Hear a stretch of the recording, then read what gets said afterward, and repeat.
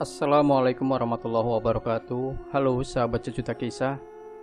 Di sini kami setiap hari selalu memberikan hiburan untuk Anda dengan menyajikan cerita-cerita misteri yang menarik, seperti kisah misteri berikut ini yang sudah kami siapkan untuk Anda, berjudul Rumah Kos Angker di Mojokerto. Sudah 5 bulan Heru menempati rumah kos itu. Ada 11 kamar yang disewakan, tetapi hanya Heru dan Pak Guru Hali yang menempati rumah kos ini.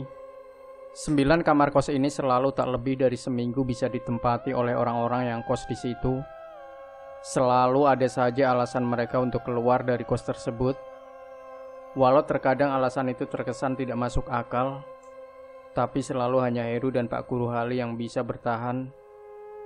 Heru adalah seorang sales alat-alat kesehatan dengan kantor pusat di Malang. Tetapi kali ini Heru mendapat jatah rolling di Mojokerto. Oleh sebab itu, untuk menghemat uang transport, Heru memilih untuk kos saja di Mojokerto. Rumah kos yang ditempati oleh Heru sebenarnya sama seperti rumah kos pada umumnya, memiliki pintu gerbang cukup tinggi, halaman yang sedikit sempit, teras yang sempit, ruang tamu yang hanya berisi 1 sel kursi kayu sederhana, kamar-kamar dan dapur, serta kamar mandi untuk bersama. Tak jauh beda dengan tempat kos yang lain. Namun ada hal lain yang membuatnya berbeda. Malam itu udara cukup dingin. Tak banyak orang berlalu lalang di jalan. Semua lebih memilih untuk tinggal di dalam rumah. Namun bagi Pak Maman, penjual nasi goreng keliling, meski malam dingin, dia harus melawan rasa malas itu. Dia harus tetap berkeliling menjajakan dagangannya. Meski jalanan sepi, Pak Maman tetap melangkah dengan pasti sambil sesekali memukul kentongan di gerobaknya sebagai panggilan kepada siapapun yang ingin membeli nasi gorengnya. Pak, beli nasi gorengnya." Tiba-tiba terdengar suara seorang perempuan memanggilnya. Ketika Pak Maman sampai di depan rumah kos yang ditempati oleh Heru, Pak Maman toleh-toleh, tapi dia tak menemukan siapapun di sana. Mungkin aku salah dengar. Gara-gara dagangan lagi sepi, aku jadi merasa ada yang memanggil, walau sebenarnya tidak ada, bisiknya dalam hati. Dan kembali Pak Maman mendorong gerobaknya. Tapi, Pak, beli nasi gorengnya." Lagi-lagi suara perempuan itu memanggilnya. Pak Maman berhenti dan tolah-toleh mencari sumber suara itu. Tapi lagi-lagi tak ditemukannya siapapun di situ. Tiba-tiba, apa itu? Tenggorokan Pak Maman tercekat ketika dia mendongak dan melihat sesosok hitam besar di atap rumah kos yang mengangkat benda panjang berwarna putih seukuran manusia. Dan tiba-tiba benda putih panjang itu dilemparkan oleh sosok hitam itu ke bawah hingga menimbulkan suara berdebam yang cukup keras. Pak Maman memaki kaget, tapi Pak Maman tidak melihat apapun di tanah. Sosok putih yang dilempar itu seolah menghilang di telan bumi. Sementara sosok hitam di atap rumah itu tertawa terkekeh dan langsung melompat pergi, menghilang di kegelapan malam. Pak Maman bergidik, segera dia mendorong gerobaknya setengah berlari. Dia tak bisa membayangkan benda apa yang dilempar itu dan makhluk apa yang telah melemparkannya itu. Keringat dingin mengucur sangat deras. Pak Maman baru merasa senang begitu sampai di depan rumahnya. Berita tentang Pak Maman yang melihat sosok hitam besar melempar sosok putih segera beredar di kampung itu. Namun Heru dan Pak Guru Hali tidak merasakan apapun. Mereka tetap tenang menempati rumah kos mereka, walau hanya berdua. "Heru, aku mau pulang kampung dulu. Mungkin 1 minggu." "Kamu tidak apa-apa, tetap di sini," kata Pak Guru Hali suatu hari. Aku tidak apa-apa.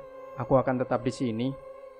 Toh aku di sini hanya saat malam dan hanya untuk tidur. Kalau sudah tidur kan aku tidak apa-apa," sahut Heru penuh percaya diri. Malam itu sepulang dari keliling, Heru tidak langsung pulang ke kos. Dia memilih untuk ngopi di warung kopi tak jauh dari rumah kosnya. Di sana dia biasa ngobrol dengan teman-temannya hingga menjelang tengah malam. Begitu juga malam itu, Heru ngobrol dan ngopi sampai hampir tengah malam. Menjelang tengah malam, dia pun melangkah pulang. Semakin dekat dengan rumah kosnya, Heru tak merasakan firasat apapun. Dengan santai dia membuka pintu gerbang yang cukup tinggi itu. Tapi betapa kagetnya dia begitu masuk, karena tiba-tiba tercium aroma melati yang cukup tajam. Angin yang bertiup menyentuh tengkuknya pun terasa sangat dingin. Dan lebih kagetnya lagi, ketika Heru melihat ke arah pintu masuk, dia melihat ada seorang gadis berdiri di depan pintu menatapnya dengan tajam. Gadis itu memakai pakaian seragam sekolah model sekolah di Jepang. Rambut gadis itu sebahu terurai, dan rambut poni bagian depannya sedikit menutup matanya. Gadis itu hanya berdiri diam. Melihat ini tentu saja Heru kaget, tapi dia berpikir dengan jernih. Tidak mungkin dia berlari keluar dan berteriak ada setan di rumahnya. Apa kata orang-orang nanti? Dia tentu tidak mau menjadi malu gara-gara itu. Tapi sosok gadis itu bergeming dan tidak mau pergi juga. "Woi, siapa kamu? Berani kamu ganggu aku? Aku tuh yang membersihkan tempat ini. Aku tidak berbuat macam-macam. Aku yang menjaga rumah ini. Aku yang setiap hari membersihkan rumah ini. Kamu masih mau berani sama aku?" Dan teriakan Heru ini masih dilanjutkan dengan berbagai kata-kata umpatan. Ya, di tengah rasa takut, terkadang orang akan mengeluarkan berbagai umpatan untuk mengatasi rasa takutnya. Begitu juga Heru. Dan ajaib, setelah Heru marah-marah dengan umpatan-umpatan itu, secara perlahan sosok gadis itu mulai menghilang. Bahkan aroma melati yang tadinya begitu tajam itu pun perlahan menjadi samar dan akhirnya menghilang sama sekali. Dan perlahan Heru mendekati pintu, membukanya dengan tangan gemetar. Setelah pintu terbuka, segera Heru berlari masuk ke kamar dan menguncinya. Heru tak berani keluar kamar sampai pagi menjelang. Dan setelah itu, Heru memutuskan untuk keluar dari rumah kos itu. Apalagi jatahnya rolling di Mojokerto juga sudah habis, dan dia akan kembali ke Malang membawa sedikit kisah yang cukup membangkitkan bulu kuduknya. Demikian sahabat Sejuta Kisah, jangan lupa berikan komentar Anda, like, share video ini, subscribe channel Sejuta Kisah, dan kembali nantikan cerita-cerita misteri terbaru dari kami. Wassalamualaikum warahmatullahi wabarakatuh.